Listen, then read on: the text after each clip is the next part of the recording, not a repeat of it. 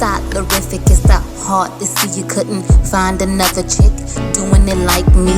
This fashion game, I'm in my lane. What up, my blushing glams? Saka Fet for me. It's your girl Blush, and I'm back with another episode of Glam Chat. And it's been a minute since I've had a little money talk with you guys, so why not have a Boss Babe University segment? Before we move forward, y'all know the drill. Make sure you become one of the Blushing Glams by clicking on that subscribe button. Very simple. The button's there. It's not hiding. If it's red, that means you haven't joined the tribe. So click on that button. Make sure it turns gray. There's gonna be a bell right next to it. The bell helps you realize whenever I upload a video. So click on that as well. All right, now that we've got that out the way, let's get back to what we came here for. So anyways, since the pandemic has taken place around the same time last year, a lot of people found themselves going into getting their own business. Some already had their own business, so they basically had to push themselves harder. Others maybe lost income, lost a job, so side hustles was definitely how they needed to get extra money. And then some other people basically found an opportunity while all this was happening, which is nothing wrong with that, to be able to make either extra income or a full-time income while the pandemic basically took place, and hopefully they're forward. But as small business owners, or as business owners period, remaining motivated to get your day-to-day daily tasks, to get your day-to-day and daily tasks completed. You know, sometimes you find yourself being tired, you find yourself being not motivated, discouraged. Maybe you feel like you're not getting enough support, through your community. It could be a number of reasons that can cause somebody to be not motivated to kind of get their daily tasks complete. So what I wanted to do today is basically get some tips that I use and I think are effective for small business owners who want to be motivated to keep their business going. But you guys, well, let me tell y'all first of all, what you guys think about these nails? Guess what? They're press-ons. No, this is not sponsored, but y'all, this is my first time actually trying press-ons. I basically been seeing a lot of people talk about, they getting press-ons because, obviously a lot of us either don't want to or can't make it to the nail shop. I usually do my nails on my own, but as you guys probably already know, I work a lot of hours, so finding the time to, have some me time or self-care has been kind of scarce for me lately. I went to the beauty supply store for some random stuff the other day, and I said, let me pick up some press-ons. Let me just try it.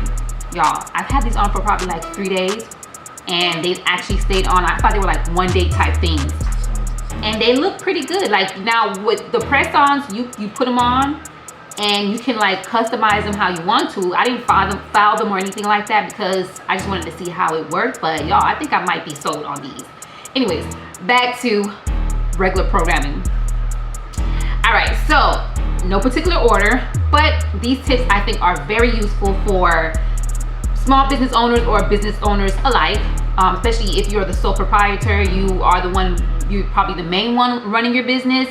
This is definitely some good tips that work for you.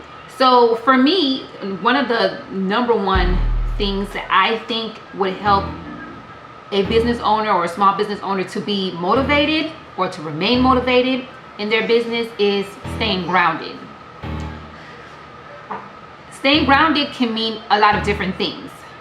For me, and this is for me, you can find your own little mantra and see what works for you. But for me, I say that it begins with being spiritually grounded.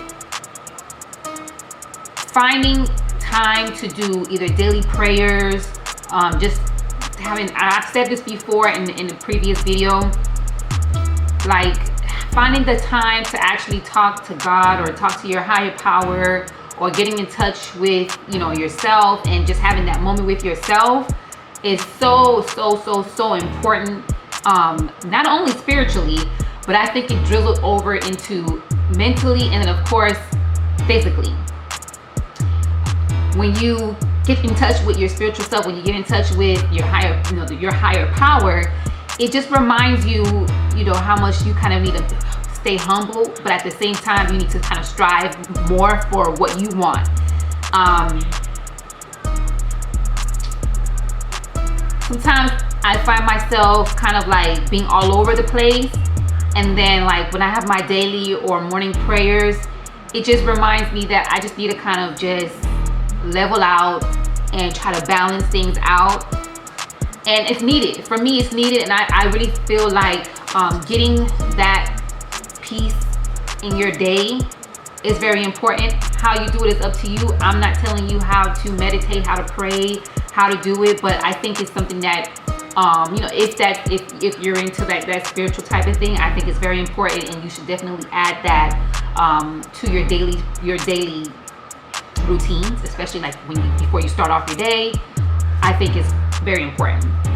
The next thing I would say is to just get up and show up. Get out your comfort zone.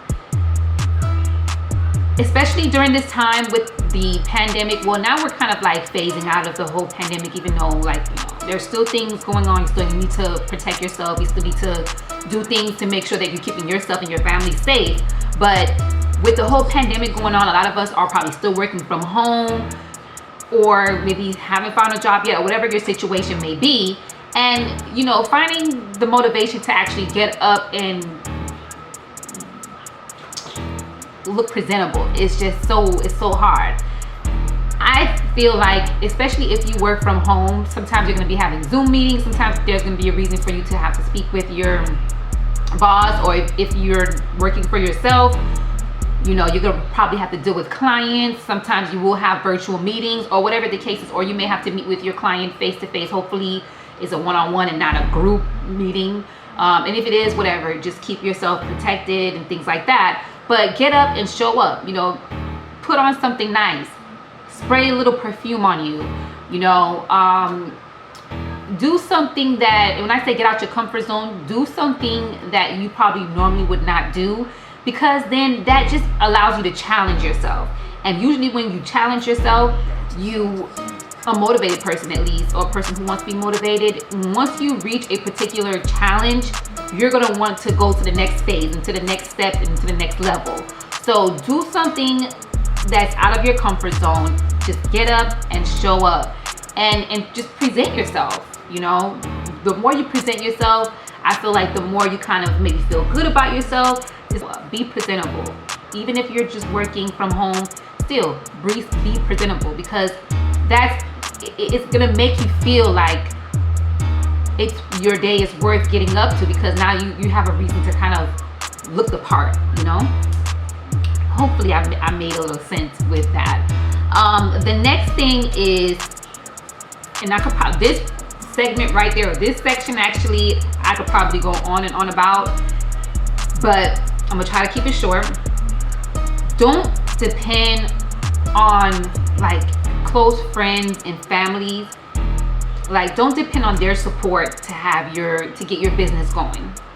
So I just basically had this conversation with my cousin a few days ago, as a matter of fact. She's going into her business full time. And we got into the conversation of support from family members.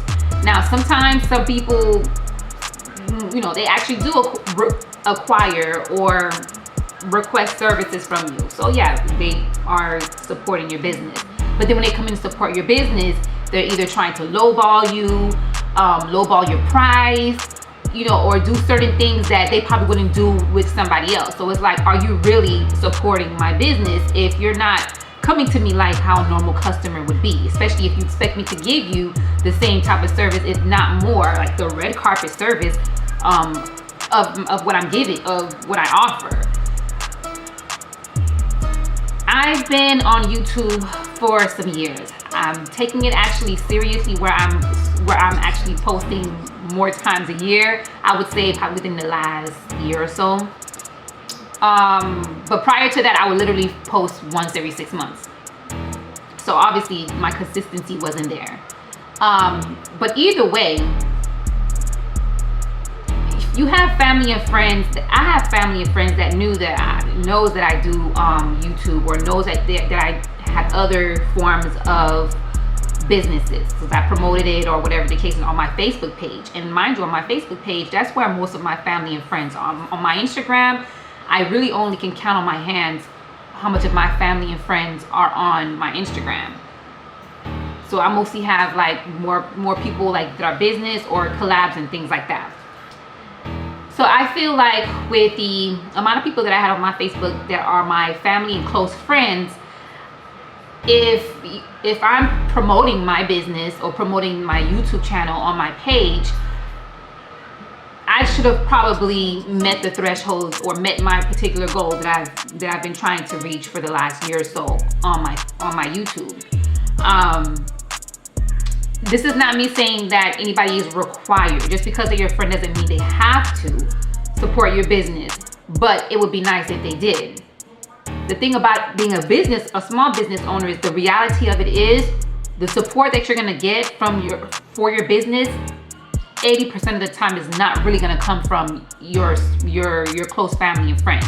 You're probably gonna have like maybe a few that are going to support, share, or something like that, but you know, like if you have a lot of family and friends, a lot of times don't count on them being the people that's gonna push your business forward. A lot of times it's gonna be total strangers that you really don't know that's probably gonna be rooting for you more than your family and friends. And that's, I mean, it's sad sometimes, but it is what it is.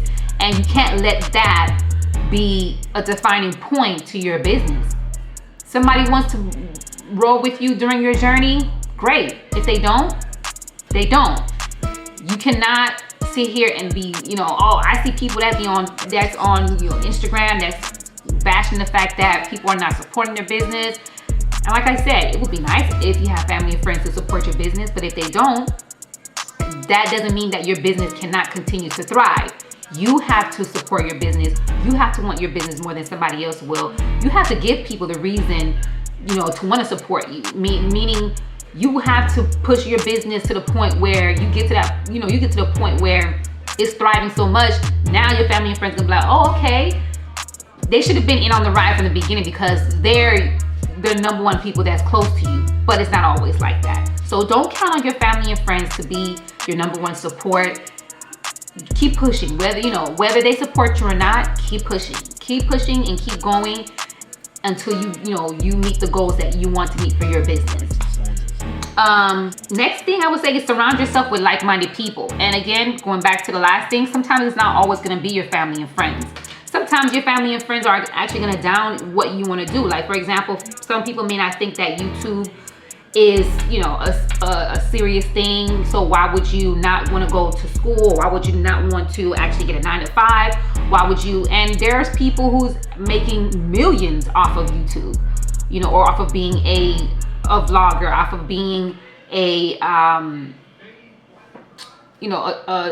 social media enthusiast, or whatever the case may be. Some people are making good money off of it. So, you can't let somebody else knock you because they don't see your vision. You have to see your own vision and surround yourself with people that have the same mentality like you. As long as those mentalities are progressive and they're positive and they push you forward. Collaborate with people, especially if, let's say, you're a YouTuber, or, if you, sell CBD teas and things like that. Collaborate with people that are doing almost the same thing in your field, people who's been in the field longer, people who have success in the field longer. That way you can learn from them, you can pick from them and be able to flourish your business because you've been able to connect yourself with people who have the information that you need in order for you to move forward. Next thing I would say is create realistic goals. A lot of times we do create goals for ourselves, which is awesome. That's what you want to do. You want to create goals for yourself. But sometimes we create goals for ourselves that realistically we probably will not meet, at least in the time frame that we're giving ourselves. I want to be a millionaire. Does that mean I'm ever going to be a millionaire? I don't know. I'm going to thrive though. Does that mean I'm gonna be a millionaire tomorrow or by next month? I have to be realistic. I have to set goals that I know that I can literally meet by next month if that's when I wanna reach a particular goal. Okay, so by next month, I wanna be able to sell X amount of items so that my profit is actually $1,000. And then in the next month, I'm gonna go ahead and put it up to $2,000 and so forth and so forth. Look at what you got going on. Look at how much time you have to put towards that goal and be realistic about it. Don't sit here and set goals because of trends that you see and that doesn't work for what you have going on with your business.